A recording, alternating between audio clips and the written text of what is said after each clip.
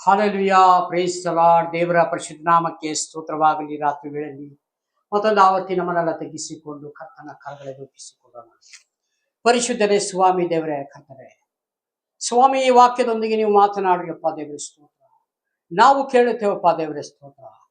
ಇದ್ರ ಕರ್ತನೆ ಸ್ವಾಮಿ, ರಹಸ್ಯವಾದ ಗುಡಾರ್ಥ ಮಾತುಗಳನ್ನ ಸ್ವಾಮಿ ತನ್ನ ಮಕ್ಕಳಿಗೆ ನೀನು ಸ್ವಾಮಿ ಪ್ರಕಟ ಮಾಡಲಿಕ್ಕೆ ಸ್ವಾಮಿ ದೇವರೇ, ಈ ವಾಕ್ಯದ ಮುಖಾಂತರ ನೀವು ಮಾತನಾಡಿ ಯೇಸು ಸ್ವಾಮಿ ನಾಮದಲ್ಲಿ ಕರ್ತನೆ ಆಮೆನ್. ಯೆರೆಮೀಯ ಪುಸ್ತಕ 33ನೇ ಅಧ್ಯಾಯದಲ್ಲಿ 3ನೇ ವಚನವನ್ನ ಒಂದೇ ಒಂದು ವಾಕ್ಯ ತೆಗೆದುಕೊಳ್ಳೋಣ. ನನ್ನನ್ನು ಕೇಳಿಕೋ, ನಾನು ನಿನಗೆ ಸದುತ್ತರನ್ನು ದಯಪಾಲಿಸಿ ನಿನಗೆ ತಿಳಿಯದ ಮಹತ್ ಕಾರ್ಯದ ಗುಡಾರ್ಥವನ್ನು ಗೋಚರಪಡಿಸುವೆನು. ಹಾಲೆಲೂಯಾ. ಇಲ್ಲಿ ದೇವರು ತನ್ನ ಮಕ್ಕಳಿಗೆ ನನ್ನನ್ನು ಕೇಳಿಕೋ, ಹಾಲೆಲೂಯಾ. ಯಾರಿಗಾದ್ರೆ ವಿಶೇಷವಾಗಿ ಜ್ಞಾನ ಕಡಿಮೆಯಾಗಿದೆ, ವಿಶೇಷವಾಗಿ ಜ್ಞಾನವೇ ಕಡಿಮೆಯಾಗಿದ್ದರೆ ನನ್ನನ್ನು ಕೇಳಿಕೋ. ಇದರಲ್ಲಿ ದೇವರ ವಾಕ್ಯ ಕಲೀಲಿಕ್ಕೆ ನಾವು ದೊಡ್ಡವರು ಚಿಕ್ಕವರು ಅಂತ ಇಲ್ಲ ಪ್ರಿಯರೇ. ಎಲ್ಲರಿಗೂ ದೇವರ ವಾಕ್ಯ ಸಾರಲ್ಪಟ್ಟಿದೆ. ಉಚಿತವಾಗಿ ಈ ವಾಕ್ಯ ಸಂದೇಶವನ್ನು ಉಪದೇಶವನ್ನು ಸಿಕ್ಕುತ್ತಾ ಇರುವಾಗ ಇದನ್ನ ಸ್ವೀಕಾರ ಮಾಡಿಕೊಂಡು ಅಂಗೀಕಾರ ಮಾಡಿಕೊಂಡು ಇದರಲ್ಲಿ ನಾವು ಜೀವಿಸುವುದಾದರೆ ಇನ್ನೂ ಉತ್ತಮವಾದ ಸಂದೇಶಗಳನ್ನ ದೇವರು ನಮಗೆ ಪ್ರಕಟ ಮಾಡಲಿಕ್ಕಿದ್ದಾರೆ. ಯಾತಕ್ಕೋಸ್ಕರ ಈ ಪ್ರಕಟ ದೇವರು ವಾಕ್ಯದ ಮುಖಾಂತರ ಸಾರ್ತಾ ಇದ್ದಾರೆ. ನಾವು ಚೆನ್ನಾಗಿ ತಿಳಿದಿರಬೇಕು, ಈ ಲೋಕದಲ್ಲಿ ಬದುಕಿರುವಾಗ ಈ ವಾಕ್ಯ ಸಂದೇಶವನ್ನೆಲ್ಲ ನಾವು ತಿಳಿದುಕೊಂಡು ಅದ್ರ ಪ್ರಕಾರ ಜೀವಿಸಲಿಕ್ಕೆ ದೇವರು ನಮಗೆ ಈ ಸಹಾಯವನ್ನ ಮಾಡ್ತಾ ಇದ್ದಾರೆ. ಬಹಳ ಜನಕ್ಕೆ ಇದು ದೇವರ ವಾಕ್ಯಗಳು ನಾವು ಓದ್ತಾ ಇದ್ದೀವಲ್ಲ, ನಾವು ಕೇಳ್ತಾ ಇದ್ದೀವಲ್ಲ, ಅಷ್ಟು ಮಾತ್ರ ಸಾಲದು ಪ್ರಿಯ. ದೇವರ ವಾಕ್ಯವನ್ನು ತಿಳಿದುಕೊಂಡು ಧ್ಯಾನಿಸಿಕೊಂಡು ಅದ್ರ ಪ್ರಕಾರ ಜೀವಿಸುವಂತವರಿಗೆ ಇನ್ನೂ ಅನೇಕ. ಯಾಕಂದ್ರೆ ದೇವರ ವಾಕ್ಯ ಹೀಗೆ ಹೇಳ್ತದೆ, ತಲಾಂತುಗಳನ್ನ ಕೊಡಲ್ಪಟ್ಟಿದೆ. ಒಬ್ಬರಿಗೆ 1, 2, 3, 4 ಈ ರೀತಿ ತಲಾಂತುಗಳು. 4 ಕೊಟ್ಟವನಿಗೆ ಏನಾಯ್ತು, ದುಪ್ಪಟ್ಟು ಮಾಡಿದ, ಅದನ್ನು ಡಬಲ್ ಮಾಡಿದ. 3 ಕೊಟ್ಟವನಿಗೆ ಅದನ್ನು ಹಾಗೆ ಹಾಗೆ ಮಾಡಿದ. ಆದ್ರೆ 1 ತಲಾಂತು ಕೊಟ್ಟವನಿಗೆ ಏನಾಯ್ತು, ಅವನು ಹಗದು ಬಿಟ್ಟು ಮಣ್ಣಲ್ಲಿ ಮುಚ್ಚಿಟ್ಟಿದ. ಸ್ವಾಮಿ ಕೇಳಿದಾಗ, ಸ್ವಾಮಿ ನೀನು ಕೊಟ್ಟಿರೋಂಥ ಒಂದು ವಾಕ್ಯ ಸಂದೇಶವನ್ನ ನಾನು ಯಾರಿಗೂ ಹೇಳ್ಕೊಂಡಿಲ್ಲ, ನಾನು ಹುಷಾರವಾಗಿ ಕಾಪಾಡ್ಕೊಂಡು ನಾನೇ ಇಟ್ಕೊಂಡಿದ್ದೀನಿ ಸ್ವಾಮಿ. ಇನ್ನೊಬ್ಬರಿಗೆ ನಿನ್ನೆ ತಿಳಿಸಕ್ಕೆ ತಾನೆ ನಾನು ನಿನಗೆ ವಾಕ್ಯ ಉಪದೇಶವನ್ನ ಕೊಟ್ಟಿರೋದು. ಅನೇಕ ಜನಾಂಗಗಳು ಇಲ್ಲಿ ನರಕಕ್ಕೆ ಹೋಗುವಂತ ಈ ಲೋಕ ನಾಶನ ಅಂಚಿನಲ್ಲಿದೆ ಅಂತ ನಿನಗೆ ಗೊತ್ತು, ಅವರಿಗೆ ಗೊತ್ತಾ? ಅವರಿಗೆ ನೀನು ತಿಳಿಸಕ್ಕೆ ಅಲ್ವಾ ನಿನಗೆ ತಲಾಂತನ ನಾನು ಕೊಟ್ಟಿರೋದು. ಅದನ್ನ ನೀನು ಏನು ಮಾಡ್ತಾ ಇದೀಯಾ? ಅದಕ್ಕೆ ಅವನ್ನ ತೆಗೆದುಕೊಂಡೋಗಿ ಕತ್ತಲೆ ಕೋಣೆಯಲ್ಲಿ ಹಾಕ್ರಿ. ಅಲ್ಲಿ ಕಟಕಟವು ಗೋಳಾಟವು ಎಲ್ಲ ಇರ್ತದೆ. ಅಂದ್ರೆ ಅರ್ಥ ನರಕಕ್ಕೆ ಹಾಕ್ರಿ ಅಂತ. ಪ್ರತಿಯೊಬ್ರು ಜವಾಬ್ದಾರಿ ಇದೆ ಪ್ರಿಯರೇ. ಒಂದು ಆತ್ಮವಾದ್ರೆ ನೀನು ಪರಲೋಕದ ಕಡೆ ನಡೆಸಬೇಕು. ದೇವರ ಒಂದು ಕೊಟ್ಟಿರೋ ಒಂದು ಪ್ರತಿಯೊಬ್ಬ ಮನುಷ್ಯನಿಗೆ ಕೊಟ್ಟಿರೋ ಜವಾಬ್ದಾರಿ. ನಿನಗೆ ಹೋಗ್ಲಿಕ್ಕೆ ಆಗಲಿಲ್ಲ, ಯಾರಾದ್ರೂ ಒಬ್ಬರಿಗೆ ಕಳಿಸು.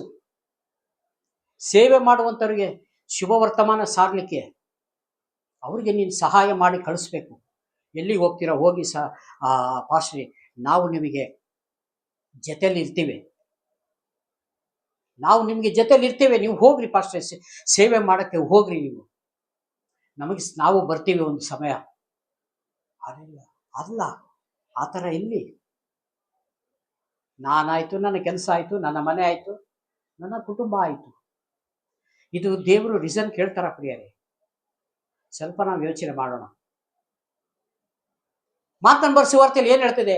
ಲೋಕದ ಕಟ್ಟೆ ಕಡೆವರೆಗೂ ಹೋಗಿ ಶುಭ ವರ್ತಮಾನ ಸಾರಿರಿ. ಹಾಲೆಲೂಯಾ. ಜಗತ್ತಲ್ಲ, ಎಲ್ಲಿ ಹೇಳ್ತಾರೆ?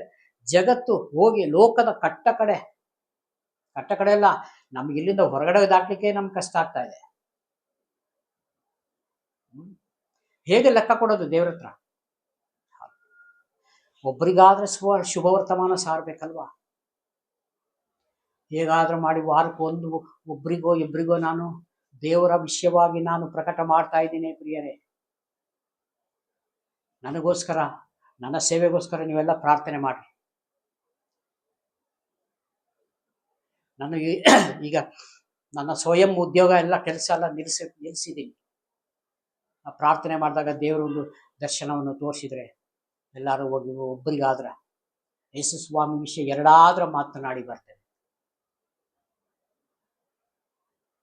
ಯಾಕಂದ್ರೆ ದೇವರು ಪರಲೋಕದಿಂದ ಎಲ್ಲವನ್ನು ನೋಡುವಂತವರಾಗಿದ್ದಾರೆ, ಎಲ್ಲವನ್ನು ಕೇಳುವಂತವರಾಗಿದ್ದಾರೆ. ನ್ಯಾಯಾಧಿಪತಿ ಆತನು ಎಲ್ಲವನ್ನು ಲೆಕ್ಕವನ್ನು ಬರ್ದಿಡ್ತಾ ಇದ್ದಾರೆ.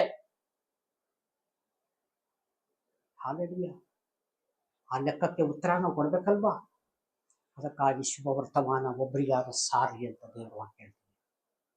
ಇಲ್ಲ ಅದಕ್ಕೆ ದೇವರ ವಾಕ್ಯ ಕೆಳಗೆ ಹೇಳ್ತದೆ, ನಾನು ನಿನಗೆ ಸದುತ್ತರವನ್ನು ದಯಪಾಲಿಸಿ ನಿನಗೆ ತಿಳಿಯದ ಮಹತ್ ಕಾರ್ಯದ ಗುಡಾರ್ಥವನ್ನು ಗೋಚರಪಡಿಸುವೆನು. ನನ್ನನ್ನು ಕೇಳಿಕೋ, ನಾನು ನಿನಗೆ ಗೋಚರಪಡಿಸ್ತೇನೆ, ನನ್ನ ವಿಶೇಷವಾದ ಕೃಪೆ ನಿನಗೆ ತೋರಿಸ್ತೇನೆ. ಹಾಲೆಲೂಯಾ. ಈ ರೀತಿಯಾಗಿ ನಾವು ಯಾರಿದ್ದೇವೆ? ದೇವರ ಹತ್ರ ಕೇಳುವಂಥವ್ರು ಎಷ್ಟು ಜನ ಇದ್ದೀವಿ ಪ್ರಿಯರನ್ನು? ನಮ್ಮ ಕಷ್ಟಗಳನ್ನೇ ನಾವು ಹೇಳ್ತಾ ಹೋಗ್ತಾ ಇದ್ದೇವೆ. ದೇವರೇ, ನಿನ್ನ ಮನಸ್ಸಿನ ಮಾತು ದೇವರೇ, ನಾನು ನಿಮಗೋಸ್ಕರ ಏನು ಮಾಡಬೇಕು ಸ್ವಾಮಿ ಎಂಬುದಾಗಿ ಯಾರಾದ್ರೂ ಕೇಳುವಂಥವ್ರು ಇದೀವ? ದೇವರೇ, ನನ್ನ ಮಕ್ಕಳಿಗೆ ಹುಷಾರಿಲ್ಲ, ನನ್ನ ಮಗನಿಗೆ ಹುಷಾರಿಲ್ಲ, ನನ್ನ ಮಗಳಿಗೆ ಹುಷಾರಿಲ್ಲ, ನಮ್ಮ ಮನೆಯವ್ರಿಗೆ ಹುಷಾರಿಲ್ಲ, ಅಣ್ಣ ತಮ್ಮರಿಗೆ ಹುಷಾರಿಲ್ಲ, ನನಗೆ ಆ ಆಶೀರ್ವಾದ ಬೇಕು, ಈ ಆಶೀರ್ವಾದ ಬೇಕು. ಹಾಲೆಲೂಯಾ. ಇವೆಲ್ಲ ಆಶೀರ್ವಾದ ದೇವರು ಕೊಟ್ಟೇ ಕೊಡ್ತಾರೆ ಪ್ರಿಯರೇ. ದೇವರಿಂದ ನಾವೆಲ್ಲ ಪಡೆದುಕೊಳ್ತಾ ಇದೀವಿ ಹೊರತು ದೇವರಿಗಾಗಿ ನಾವೇನ್ ಮಾಡ್ತಾ ಇದೀವಿ ಅನ್ನೋದು ಬೇಕಲ್ಲ. ಹಾಲೆಲೂಯಾ. ಪ್ರತಿ ಒಬ್ಬ ಮನುಷ್ಯನು ತನ್ನನ್ನು ತಾನು ಪರೀಕ್ಷೆ ಮಾಡಿಕೊಳ್ಳಲಿ. ನಾನು ದೇವರಿಗಾಗಿ ಏನ್ ಮಾಡ್ತಾ ಇದ್ದೇನೆ?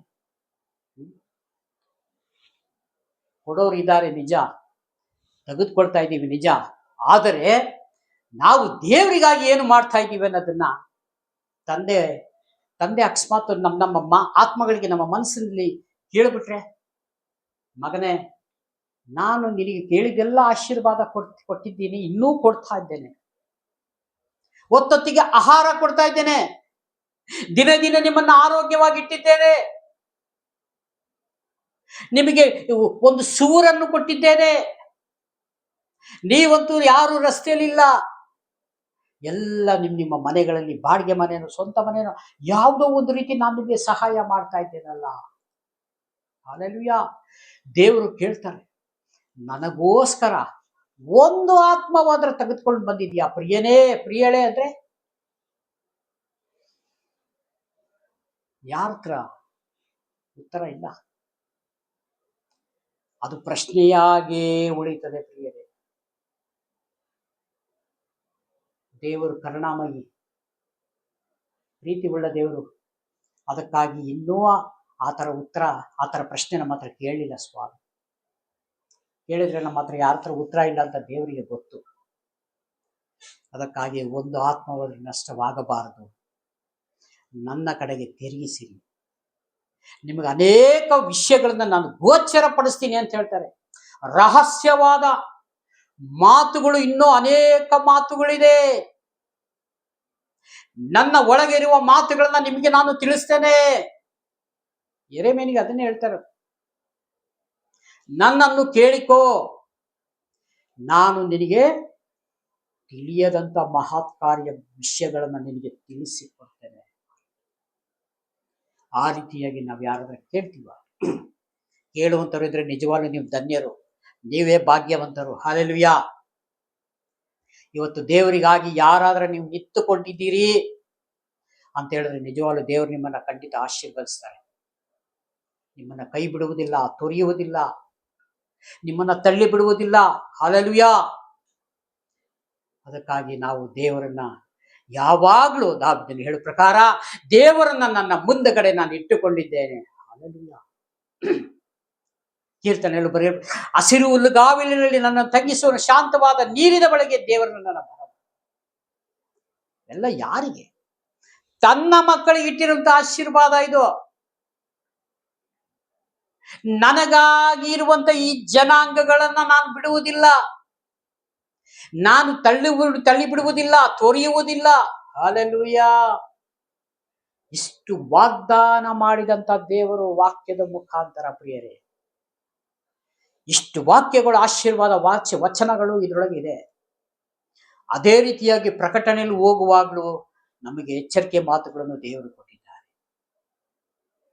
ನನ್ನ ಬರೋಣ ಸಮೀಪವಾಗಿದೆಯಲ್ಲ, ನಿಮ್ಮನ್ನ ನೀವು ಕಾದುಕೊಂಡು ಎಚ್ಚರಿಕೆಯಾಗಿರ್ರಿ, ನಿಮ್ಮನ್ನ ಇನ್ನೂ ನೀವು ಸ್ಥಿರಪಡಿಸಿಕೊಳ್ರಿ, ಇನ್ನೂ ಭದ್ರವಾಗಿ ನಿಂತುಕೊಳ್ರಿ, ವಾಕ್ಯದಲ್ಲಿ ನಿಂತುಕೊಳ್ರಿ, ಬಲಗೊಳ್ರಿ ನೀವು.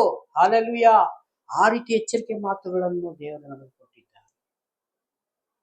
ಇದ್ರ ಮಧ್ಯದಲ್ಲಿ ನಾವು ಹೇಗೆ ದೇವರ ಹತ್ರ ಇದ್ದೀವಿ ಅನ್ನೋದು ಬಹಳ ಮುಖ್ಯ. ಸಣ್ಣ ಸಣ್ಣ ಮಾತುಗಳಿಗೆಲ್ಲ ಮುಖ ತಿರ್ಸ್ಕೊಂಡು, ಇದು ದೇವರ ಮಕ್ಕಳಿಗೆ ಅದು ಯೋಗ್ಯ ಅಲ್ಲ. ನಾವು ಎಷ್ಟು ತಗ್ಗಿಸಿಕೊಳ್ತೀವೋ ಅಷ್ಟೇ ದೇವರು ನಮ್ಮನ್ನ ಉನ್ನತಕ್ಕೆ ಕರ್ಕೊಂಡು ಹೋಗ್ತಾರೆ. ಯೇಸು ಸ್ವಾಮಿ ಒಂದು ಮಾತು ಆಡ್ಲಿಲ್ಲ. ಏನಾದ್ರೂ ಪ್ರಶ್ನೆ ಮಾಡಿದಾಗ ಮಾತು ಸತ ಆಡಲಿಲ್ಲ ಯೇಸು. ಇವೆಲ್ಲ ಯಾಕೆ ನಮ್ಮ ಮುಂದಗಡೆ ತೋರಿಸ್ತಾ ಇದ್ದಾರೆ ಅಂದ್ರೆ, ನೀವು ಹಾಗೆ ನಡೀರಿ, ನನ್ನ ಹೆಜ್ಜೆಯ ಜಾಡಿನಲ್ಲಿ ನಡೀರಿ, ನನ್ನ ಮಾತಿನ ಮೇಲೆ ನಡೀರಿ. ಹಲ್ಲೆಲೂಯಾ. ಇದಕ್ಕಾಗಿ ನಾನು ನಿಮಗೆ ಕರೆದಿದ್ದೀನಿ.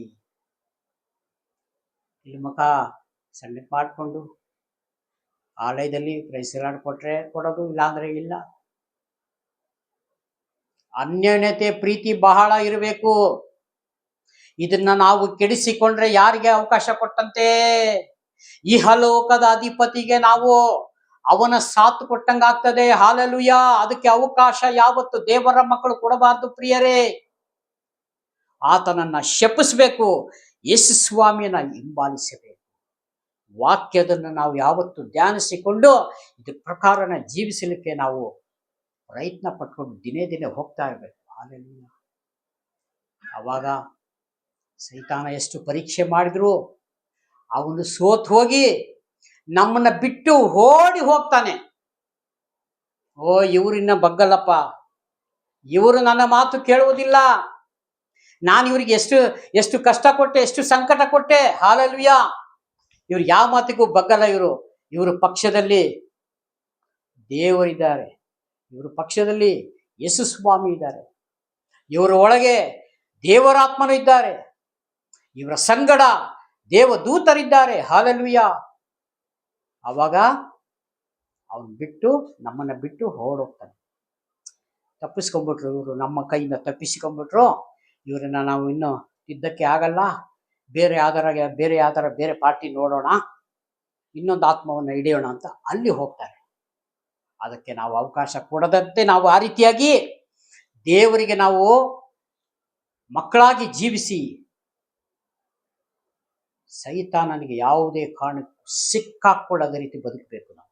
ಹಾಗೆ ಒಂದು ಮಾತಿನ ಮೇಲೆ, ಒಂದೇ ಒಂದು ಮಾತಿನ ಮೇಲೆ ಸ್ವಲ್ಪ ನಾವು ಎಳೆಯಿದ್ರೆ ಸಾಕು, ಎಡವಿ ಬಿಟ್ರೆ ಆತನ ನಮ್ಮನ್ನು ಎಳೆದು ಬಿಡ್ತಾನೆ. ಕಾಯ್ತಾ ಇರ್ತಾನೆ, ನಮ್ಮನ್ನ ಆ ಕಡೆ ಈ ಕಡೆ ವಾಚ್ ಮಾಡ್ತಾ ಇರ್ತಾನೆ. ದೇವರ ಮಕ್ಕಳ ಮೇಲೆ ಬಹಳ ಗಮನ ಇಟ್ಟಿರ್ತಾನೆ ಪ್ರಿಯರೇ. ಇವರನ್ನ ಹೇಗೆ ಹಿಡಿಯೋಣ, ಯಾವ ಮಾತಿನ ಮೇಲೆ ಹಿಡಿಯೋಣ, ಅದಕ್ಕೆ ನಾವು ಅವಕಾಶ ಕೊಡದಂತೆ ನಮ್ಮನ್ನು ನಾವು ತಗ್ಗಿಸಿಕೊಂಡು ಯಾವತ್ತು ಹೆಚ್ಚಿಸಿಕೊಳ್ಳೋದು ಬೇಡ. ನನಗೆ ಅದಿದೆ ಇದಿದೆ ಇದ್ಯಾವುದು ನಡೆಯಲ್ಲ ಪ್ರಿಯರೇ.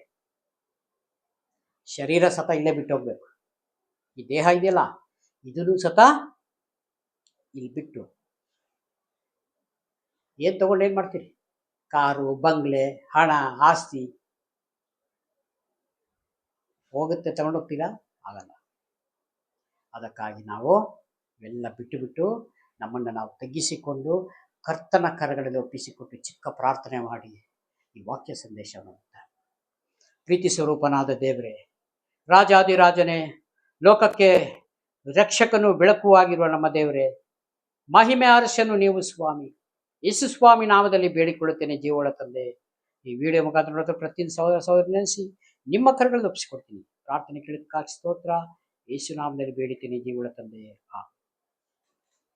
Price God. God bless you. ದೇವರೆಲ್ಲರೂ ಆಶೀರ್ವದಿಸಲಿ. Amen, amen.